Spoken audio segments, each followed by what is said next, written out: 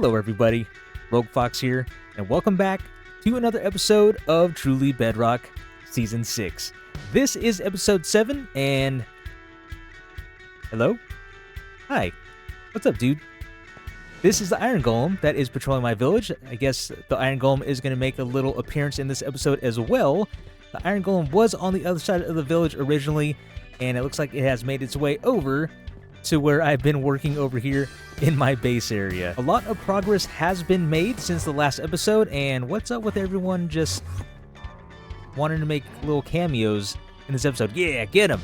Get him! Here, let me help. Oh, okay, you got it. And that is why you are the defender of the village, Iron Golem. Let's try this again. I have made a lot of progress since the last episode. Nothing else wants to pop up? Good, good. Okay.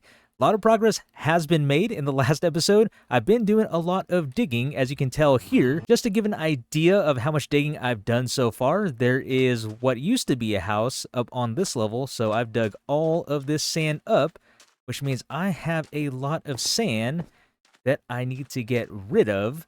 And as far as the base area goes, I'm still debating on how I'm going to do this. I have a lot of area to work with, but I'm thinking I want to have the base area be on different levels. So eventually what I think I'll do is I'm going to level this whole entire village. Don't worry, I'll have a safe place for them to go temporarily, temporary housing.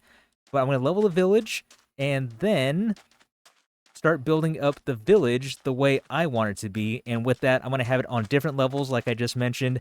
And I think that'll give the village some good depth.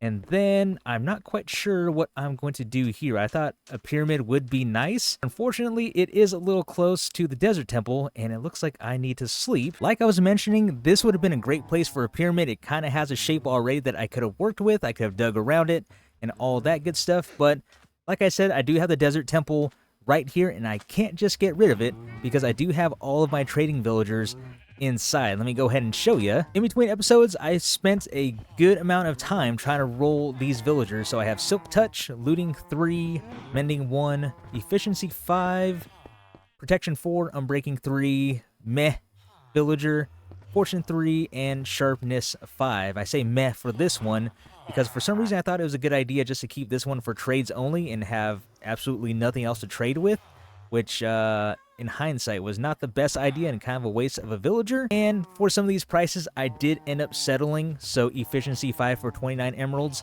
not the best price, but I really didn't get that roll.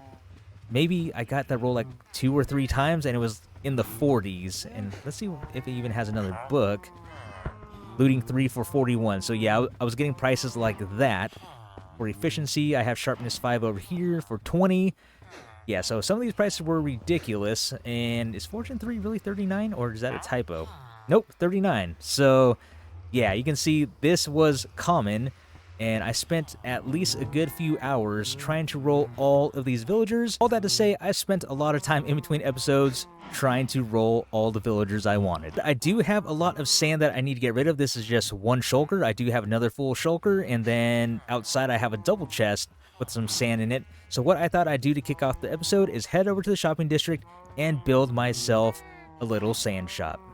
So the plan for this is just to be a little small shop. So what I thought I would do is build myself a little hourglass. I'm going to go ahead and use white glass. I did try using clear glass in my build world, but it just didn't look right once I had the sand in there. There were just too many lines or something. I don't know, it was just off. So that's why I'm using white glass.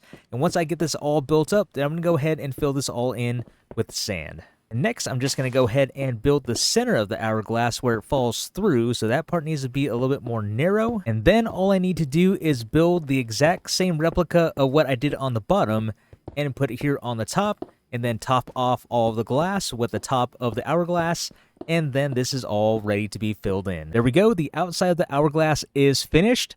Like I said, very easy, very simple to make, and yeah, this is all ready to go. All I need to do is grab my sand. The hourglass is finished, and the shop is officially open for business. So this is what it looks like with the sand inside, and what I decided to do, just to give the sand a little bit of texture in there, is use smooth sandstone slabs and stairs, as you can see right here. And I think that really helped out with the shape of the sand on the inside. And all I did down below was just put a little perimeter of sand like that, put some barrels in with my sand that I'm going to sell, 3 stacks for a diamond. And like I said it before, very easy, very simple to make, and I really like the way this turned out.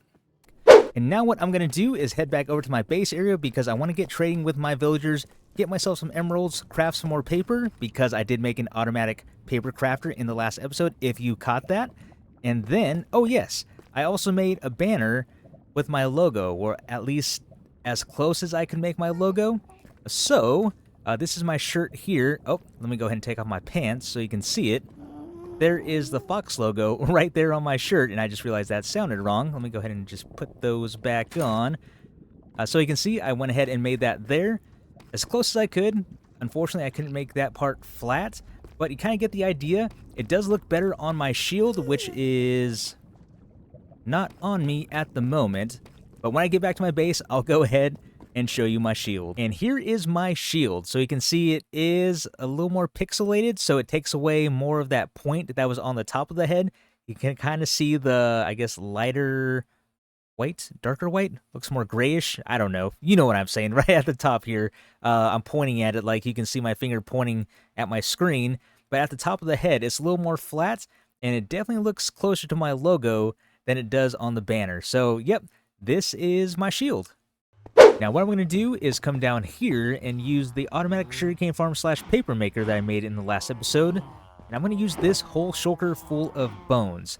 Like I mentioned in the past episode, you only need 3 stacks to break down into bone meal, and this will give you a full dispenser worth of bone meal. And I have that times, so there's 1 dispenser, 2, 3. I have 9 full dispensers worth of bone meal. And if I remember correctly, I don't think I have any paper left in here. Nope, I took it all out. I believe a whole dispenser of bone meal actually got me 2 full rows of paper. So yeah, this is going to be a lot of paper that I'm about to craft, and that makes me think about my leather situation. Yeah, I'm definitely not going to have enough, so I tried to somewhat organize this. So I have a stack of leather, and in order for me to make 64 books, so a full stack of books, I am going to need 3 full stacks of paper, just like that. So I already have 1, 2, 3, 6 full stacks of books that I can trade with, but I'm going to need a lot more leather, and I don't think the output of my cows is going to be able to keep up with that. So what I'm going to do is head back over to the shopping area, even though I was just there, and visit Adequate Shop. This is actually not my first time buying leather from Adequate. The leather that was in the chest is what I bought from them previously, and is it still 3 stacks for a diamond? It is. And I did not think to bring another shulker. I don't know why, but I'm going to fill my pockets with as much leather as I can. There we go. So there's a stack of 3 there. There we go. The chest is full now, so I did run the automatic sugarcane farm / paper maker for a little bit, as you can tell. So I filled up the rest of the chest with paper, and I can make myself, just looking at it, 13 stacks of books, which is going to be a very good start for my trading. And now I have myself a shulker full of books, which means I can do at least 27 trades with the villagers. I have 9 of them active, and I say at least because they only take 48 books per day, so let me just go ahead and grab, I think I only need technically, 6. You get a stack, you get a stack, you get a stack, and you get a stack. Everybody gets a stack. Woo! Now, after trading with all 9 of my villagers, let's go ahead and see. I have some leftover books, like I mentioned, because it's only 48 a day, so let me go ahead and put that back. And then I have myself a stack in 44 just from a day of trading. And as you can tell, I have a lot more books to go around. I didn't even clear out this row right here. So I kind of want to see how many emeralds I'm going to get from this shulker. Unfortunately, I do have to wait for the cooldown because I maxed them out with the 48 books, which is fine because I tried to somewhat time it. I have a full field of wheat, and I already took care of some of the cows, so I'm going to breed some more for the next in-game day, and then after that, I can go back to trading with my villagers. So yeah, this is going to take a few in-game days.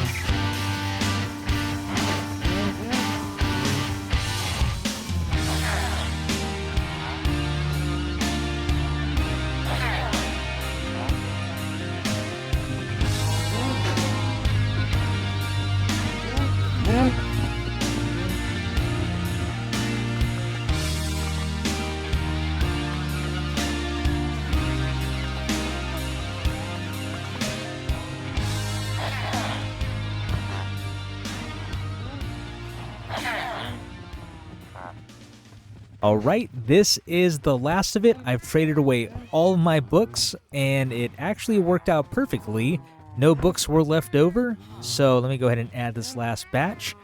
So now I know for sure with my 9 villagers and a full shulker of books is going to get me 1, 2, 3, 4, 5, 6 stacks of emeralds and another 3/4 of a stack. So yeah, that is quite a bit for just a shulker box full, and it really didn't take me that long because I have the paper farm, and also I've been buying up all of the leather from Adequate, so this actually went faster, way faster than I thought it was going to be. I need a little bit more leather just to finish off my trading with the villagers, and thankfully I did make some sales over at my sand shop, so that means I can go ahead and buy myself 12 more stacks of leather with these 4 diamonds. Looks like someone may have also been buying leather from Adequate. I'm not sure if that was someone else or if that was me from the other day. So let's go ahead and take that. And hopefully there are more stacks down below. Perfect. So I'll go ahead and take that and that. And there we go. And that was kind of the purpose of the sand shop, was to make myself some diamonds on the side, because I have a lot of digging to do, I have a lot of sand to sell, and as long as I can sell my sand, I can go ahead and keep funding all of my leather purchases. I have finally done it. After much grinding and after much farming and trading with my villagers, I have finally got myself a whole chest full of emeralds with 5 left over. Now that I have a full chest of emeralds, that means I can actually start trading with my villagers for some books. Like I showed before, some of them have some ridiculous prices. I guess 24 emeralds is not that bad. Let's see, I know over here, where is that one? Yeah, 39 emeralds for Fortune 3. So some of these are going to be some pretty high trades. They're actually not that bad. I guess they look bad when you don't have a full chest of emeralds, but still, that 39 emeralds for Fortune 3 is still kind of an ouch. But it definitely doesn't look as bad when you have a ton of emeralds. And in between all of that trading, farming, and grinding, I have been knocking down this whole area. So now, this is where I was at the beginning of the episode, and now I have all of this knocked back. So I have cleared off the whole area in front of the temple, which means I have some space to actually do a little bit of decorating for my base area. I'm not quite sure what I'm going to do with all of this just yet, because it's just too clean of a break. Like I said, I just wanted to shave it back just so I have some space to work with. And then up here, I just have a nice flat area. I was knocking this down as well. I have this spot back here, but I'm not sure if I'm actually going to bring my builds all the way back here. This is quite a bit of work I have to do. I do want to rebuild this city like I mentioned before, and here I can kind of put a bigger structure, and this kind of allows me, now that I'm thinking about it, maybe having some sort of nice little body of water, kind of like a pool or a walkway with some pillars or something that may lead to the temple I was originally thinking of building in this spot. And that kind of works out because it's on the hill, but depending on the size of the pyramid and how tall it's going to be, it may stretch out to this area, which means I will have to start knocking this area back. And yeah, just a lot of planning that I'm going to need to do. Probably within the next few episodes, I'll get to working on this stuff.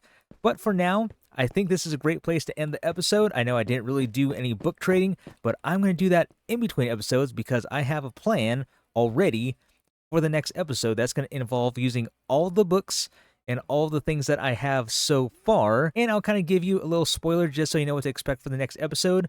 The plan for all of those emeralds and all the books I'm about to get are loot boxes.